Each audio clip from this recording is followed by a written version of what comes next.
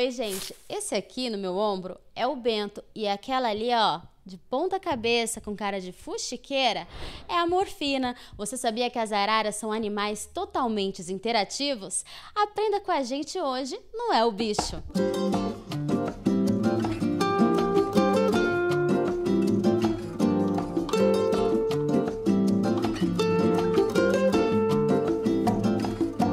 Ter um bichinho de estimação como cachorro, gato ou peixe é bem comum.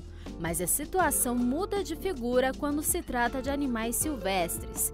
Isso porque, para se ter uma ave como o Bento e a Morfina em casa, é preciso comprovar conhecimento, espaço e materiais necessários para que eles sejam bem cuidados. Para você ter um animal legalizado, né, ele precisa nascer em um criatório. Então, ele nasce em um local que tem toda uma documentação para esse investimento, né, de criar essas aves para venda, tá? E o animal, quando ele nasce, ele tem um número de registro, tá? E aí esse número de registro é como se fosse uma certidão de nascimento dele, né? Quando eles são pequenininhos, eles são anilhados, tá? É uma anilha fechada, que é colocado quando eles são pequenininhos, conforme cresce é um número de identificação.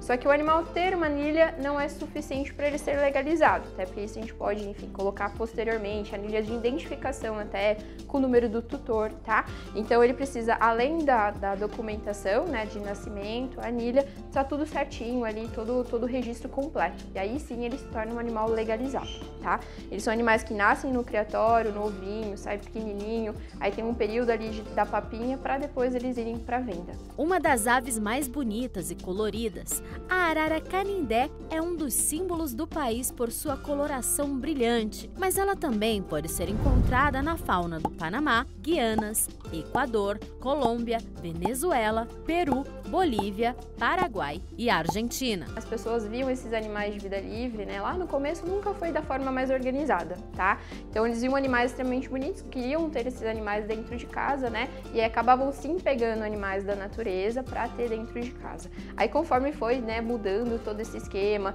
então as pessoas entendendo que não era assim que tinha que funcionar, foi se tendo uma legalização de tudo isso mesmo, né? E aí isso foi se tornando algo necessário de ser privatizado, de ser funcional, de ser tudo certinho, regrado, né? Porque senão a gente teria, como a gente tem muitas espécies hoje que são extintas, né? Então, então a gente quer esse animal, então a gente vai tirar tudo que tem na natureza e a gente acaba gerando a extinção. Então, para não chegar a esse ponto, né, foi feita aí conforme a evolução, toda essa legalização, essa documentação para a gente conseguir fazer com que o animal seja um pet, fique em um local adequado também, para então se tornar o nosso pet, né? A humanização, né, acho que não seria nem tanto um termo para ave, tá? Porque assim, a gente traz ele para o nosso universo, para a nossa rotina, para o nosso dia a dia, mas a gente não traz dentro dele, principalmente uma arara, a gente não consegue fazer com que ele fique, por exemplo, com um lacinho, com uma roupinha ou com alguma coisa diferente, né? O que a gente consegue, às vezes, ter uma interação de uma forma divertida por um período de tempo muito pequeno. Além das cores deslumbrantes e a presença majestosa, a arara canindé não está em extinção, mas sua população vem diminuindo por causa da destruição do meio ambiente e do comércio intenso, muitas vezes ilegal, sendo procurada por todo mundo por ser um animal muito dócil. Eu acho que é um animal que é extremamente, ele fica muito próximo da gente. Ele é um animal muito carinhoso, principalmente quando você pega ele muito pequeno, tá? Então você consegue fazer com que ele participe da sua rotina de uma forma muito confortável, né?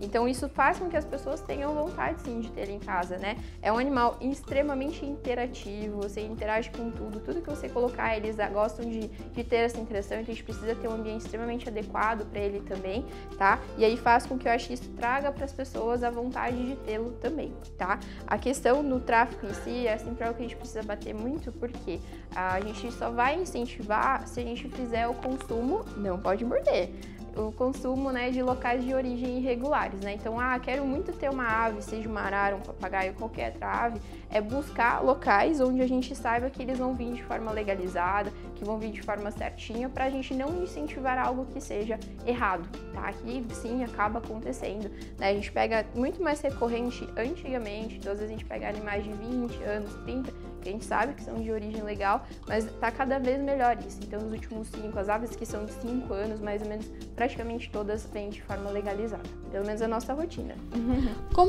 Quantos anos elas sobrevivem, né? Quanto tempo de vida que elas têm e as formas de alimentação? Certo. Hoje existe ração específica? Sim, existe. O tempo de idade vai depender da espécie, tá? Mas a gente tem uma estimativa de mais ou menos uns 50 anos, tá? Mas lógico, depende principalmente da alimentação. O manejo alimentar é o que vai fazer com que o animal seja saudável e ele consiga viver o tempo suficiente de vida aí esperado para a espécie, né?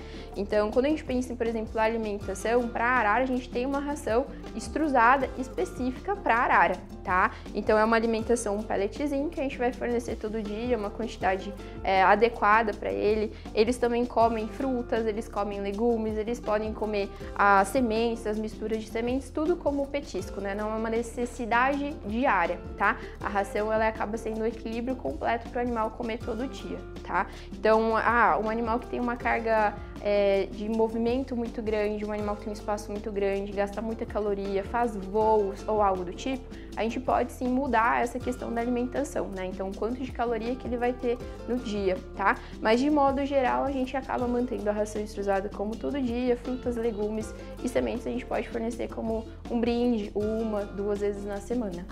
Então a semente, no caso, por exemplo, como a semente de girassol, seria aquele petisquinho, biscoitinho. Isso mesmo. A gente não fornece ela como base alimentar de forma alguma, porque ela é extremamente gordurosa, tá? Então, a gente não pode fornecer. É só a gente pensar que o óleo do girassol a gente usa para fritura em casa. Então, ele tem muita gordura, tá? Então, a gente acaba tendo um up de gordura muito grande na alimentação de um animal, que, primeiro, não vai ter um gasto calórico, provavelmente, de tudo isso, né? E segundo, que a gente acaba gerando alterações hepáticas no fígado, no rim, ao curto prazo mesmo, por conta de uma alimentação errada, né? Então, aquela semente de girassol que a gente está acostumado a ver mais antigamente, eu acho que hoje ainda mudou bastante, como uma alimentação adequada, a gente sabe hoje que é, na verdade, um petisco, tá? Então, igual a gente vai ter um petisco pra gente, a gente vai comer uma besteira no fim de semana, é a mesma ideia para eles, tá? Sempre com quantidade controlada também. Já retratado nos cinemas, as araras têm por natureza a escolha de um amor ideal. Tá calor? Acho que tá, né? Eu tô suando. Eu não sabia nem que isso era biologicamente possível. Olha! Nossa! O cara não leva o menor jeito. Ué, ele precisa de uma força. Vamos lá, vamos ajudar. Criar um clima. Os psitacídeos, de modo geral, que são os animais de bico curvo, a gente sempre coloca que eles são monogâmicos, tá? Então, mas não é monogâmicos por um período de tempo, é pra vida toda. Mas tem sim casos específicos que eles acabam tendo um novo parzinho, tá? Araras, principalmente, são animais que não mudam tanto, tá? Então, principalmente na natureza, se eles formam um laço, eles ficam com esse parzinho pra sempre mesmo, tá? Com relação ao ter o match ali, né, do casal, é muito individual. Tem muita gente que às vezes tem uma ave em casa e quer ter mais um pra ser parzinho. Nem sempre dá certo, né? Então, mesmo que seja um macho e uma fêmea, não necessariamente eles vão ter ali uma relação, tá? Eles vão gostar um do outro, tá? Às vezes tem que rolar uma química. Às vezes pode ser que eles não se deem bem, tá? Então, não é só por ser do sexo oposto, tá? Isso pra todo psitacídeo de modo geral, tá? Então, por exemplo, a gente tem aqui a morfina, né? Que é o parzinho do Bento, mas no começo a gente também não sabia se ia dar certo, se eles iam ter algum tipo de encontro, né? E por sorte, nossa, né? Que eles acabaram se tornando um casalzinho, tá? A cópula, ela vai acontecer nos períodos reprodutivos das aves, né? Que são principalmente no verão, tá bem? A cópula em si, enfim, o macho sobe na fêmea, como se fosse qualquer outra ave da natureza, tá bem? E a postura é muito relativa, tá? Normalmente eles fazem a postura de 1 ou 2 ovinhos, tá bem? Não é algo que tenha um grande volume ali, tá bem? Até por conta de ser um animal maior, ele demanda mais energia para fazer essa postura e tudo mais, tá? Então é muito individual mesmo, aí depende da alimentação, do manejo, tudo que eles têm disponíveis também, tá? Quem cuida dos ovinhos até chocar? Os dois. Eles revezam, isso. Os dois ficam revezando no ninho. Então, tanto a fêmea quanto o macho, eles revezam ali, tanto também posteriormente na alimentação também. É um par muito perfeito. Quando acontece de dar certo, dá super certo. Eu acho que é muito importante a gente sempre ressaltar espaço, tá? Porque assim, quando a gente pensa numa arara, fala, putz, super legal, interativo, né? Mas a gente precisa de muito espaço. São aves que precisam de um espaço grande, eles precisam de atenção constante. Não é uma ave que a gente vai deixar num ambiente e deixar ela lá, sair para trabalhar, voltar às 7 horas da noite, achar que a gente vai ter essa interação com esse animal, tá? Na verdade, como acontece? Eles são animais extremamente diurnos. Então, ave é para quem tem tempo no ambiente onde vai estar com essa ave durante o dia, até para você aproveitar seu animal. E para a arara, principalmente, é muito importante a gente ter contato constante, porque, por exemplo, o Bento tá aqui, tá tranquilo, né? Ele é um animal que tá muito acostumado a ser pego, ele vai para a parte de enriquecimento ambiental, educação ambiental, tá? Então ele tá acostumado com isso. Mas, por exemplo, a morfina já não é tanto, né? Por quê? Ela não foi tão pega quando era menor, né? E o Bento a gente pega ele constantemente. Então é um animal que precisa ter essa interação com o humano, porque senão depois eu tenho um animal lá, aí ele tá doente. Como que eu pego esse animal? Como é que eu consigo perceber se as fezes estão alteradas, né? Então é muito importante quando a gente pensa em uma ave, a gente ter esse contato com a ave de confiança, até pra gente poder entender quando ela não tá legal, quando tem alguma alteração, tá? Então eu acho que o mais importante pra arara, quando a gente pensa, é espaço. A gente precisa ter um espaço para um viveiro, gaiola grandona, um viveiro maior que você puder, né? Um espaço muito grande. É um animal que não é para ter dentro de casa, solto de forma alguma, porque tem potencial de destruição enorme. Então esse biquinho aqui, se soltar, ele destrói o sofá em 1 minuto, ele destrói o batente da porta, ele destrói tudo. E não é por falta de brinquedo, por falta de enriquecimento, é porque ele é um pistacídeo grande, então ele tem um potencial de quebrar as coisas com mais facilidade, tá? Então acho que quando você pensa em uma arara, espaço, tempo, questão financeira, é muito importante a gente também ter essa atenção, porque é um animalzinho que ele não vai talvez ter um custo mensal tão alto, se você se programar certinho, mas quando ele fica doente ele vai ter um custo alto. A gente tem consulta, tem internação, necessidade de exame de raio-x, sangue, né? Então assim, é um animal que você tem que ter um dinheiro guardado, porque quando der algum tipo de problema é um custo mais alto.